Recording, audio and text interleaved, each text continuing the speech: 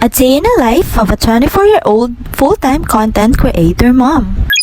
Hi mga mi! Ngayong araw nga schedule namin ng pagbili ng mga essentials ni Yunabella. Medyo madilim na nga rin nang nakaalis kami gawa ng inantay pa namin yung daddy niya makauwi galing sa work. Buti na lang talaga at nakasakay kami agad, medyo traffic nga gawa ng rush hour. Pagkababa naman namin, naglakad lang kami onte papunta dito sa may Mercury, dito kasi kami bumibili ng mga gamit ni Yuna. Pagkapasok, kumuha na din ako agad ng basket at ito nga pala yung shampoo na gamit niya. Kinuha ko na nga lang din yung mga kailangan namin bilhin para mauna kami sa pila gawa ng napakaraming tao sa Mercury ngayon. Pagkatapos ko dyan, dumiretso ako sa milk section para kunin yung gatas niya. Lactum nga pala si Yuna ngayon. Ito kasi yung bagong nirecommend ng pedya niya sa kanya. Check nyo din lagi mga mi yung expiration date pag bumibili kayo ng gatas ng mga babies nyo. May binili din si daddy para sa amin kaya ako muna kay Yuna. Nagulat nga ako pagkabalik ko, sobrang puno na ng basket namin kaya sabi ko kay daddy magbayad na kami, baka malaki na naman yung bill namin. Yan lang muna sa ngayon kasi every 2 weeks namin kami bumibili ng mga kailangan ni Yunabella. Dumiretso na din kami dito sa McDo kaso pagpasok namin ang daming tao kaya lumabas ulit kami at dito na lang kami sa Walter. Magmang inasal na nga lang daw kami pero ganun din pagdating namin ang daming tao nakapila sa may waiting area.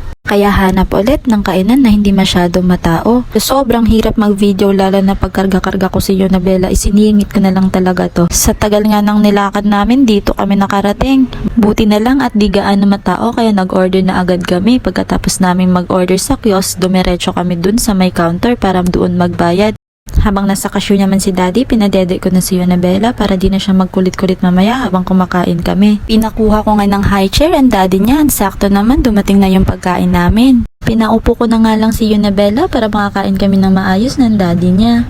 Ang bilis talaga ng panahon, parang kailan lang nasa dyan ka pa, ngayon kasama ka na namin mag food trip. Pagkatapos naman nagharutan lang sila saglit saka kami lumabas. Akala ko busog na yung daddy niya pero paglabas namin nag-take out pa ulit dito sa Jollibee. Ayaw ni Yunabella nang nakaupo kaya nakatayo kami habang inaantay yung daddy niya. Pagkatapos naman doon umuwi na kami agad sakto at may jeep na nakaabang sa labas. Uwi na nga kami, wala nang traffic at mabilis na lang yung biyahe. Pagdating namin sa may gate ng village, nag-tricycle na lang din para di na kami maglakad. Kasi may kalayuan pa nga din mula gate hanggang bahay. Pagdating agad ko nang binihisan si Yunabella ng pantulog niya, pinadede para makapagpahinga at nung makatulog na siya, inasikaso ko na din yung mga pinamili kanina. Share ko lang mga mi, eto pala yung dating milk ni Yuna. Okay naman siya kaso inayawan niya yung lasa kaya nagpalit kami ng lactum. Habang inaayos ko nga yung mga stocks niya, nakita ko na may mga tira pa pala siyang diaper. Kung nagtataka kayo ba't iba-iba yung diaper ni Yuna, ganito kasi yon. Sa Pampers Slide Shock, eto nga yung una niyang diaper kaso nagka-rashes kaya lumipat ako sa EQ. Akala ko naman magkapares yung size ng EQ sa Pampers kaya large din yung binili ko. Nung sinuot niya na mas malaki pala yung sizing ng EQ kaysa sa Pampers, so hopefully naman magkasya na sa kanya yung medium ngayon. Sa gatas niya naman madami pa kaya isang box lang yung binili namin pang dagdag sa stocks niya dito.